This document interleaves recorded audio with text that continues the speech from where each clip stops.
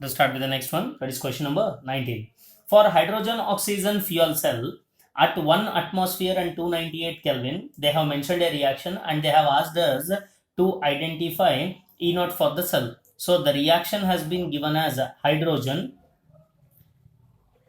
with oxygen that gives rise to water molecule, and delta G naught is equal to minus of 240 kilojoules, and they are asking us to identify what? E naught of a cell. So we have to calculate E naught of a cell.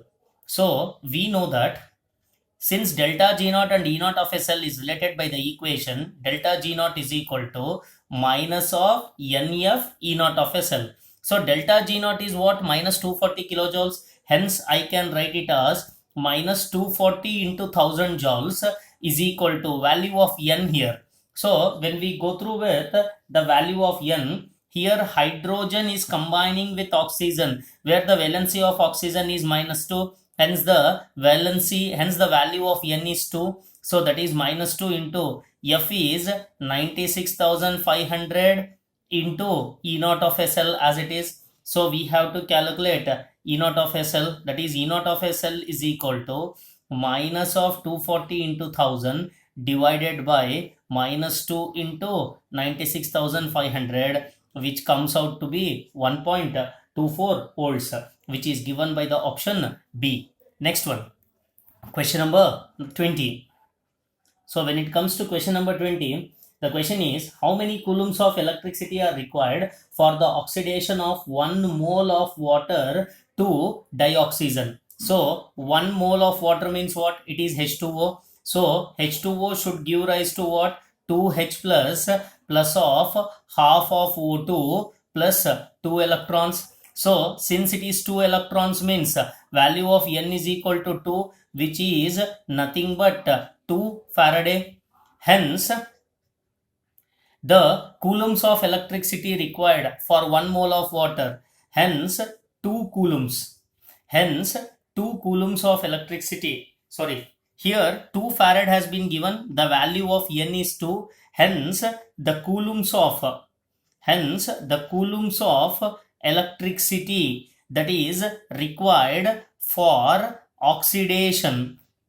The coulombs of electricity required for the oxidation of 1 mole of water to dioxygen is given by, so how many farads? 2 farads into 1 farad is how much? That is 96,500. 2 into 96,500 is 193,000 coulomb, which is nothing but 1.93 into 10 to the power of 5 coulombs, which is given by the option D.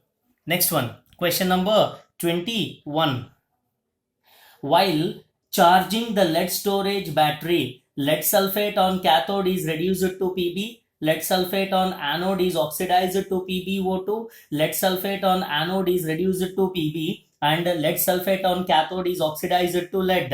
So here the correct option is C, that is nothing but PbSO4, that is lead sulfate, which is present on anode is reduced to lead. So this can be understood by analyzing the equations. So let us write the equations of lead storage battery. At anode terminal, the lead sulfate which is involved, this lead sulfate gains 2 electrons to form lead in the solid phase along with the formation of sulfate ions in aqueous state.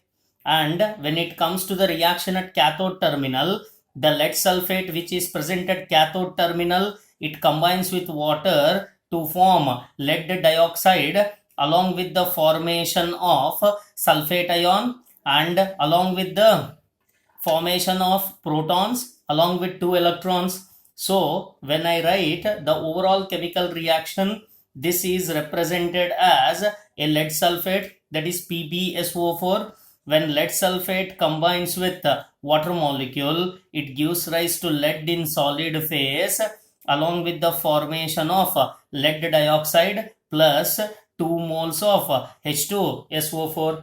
So by this I can clearly understand that lead sulfate which is present, sorry, this is PbSO4, lead sulfate which is present is reduced to what? It is reduced to lead, which is given by the option C.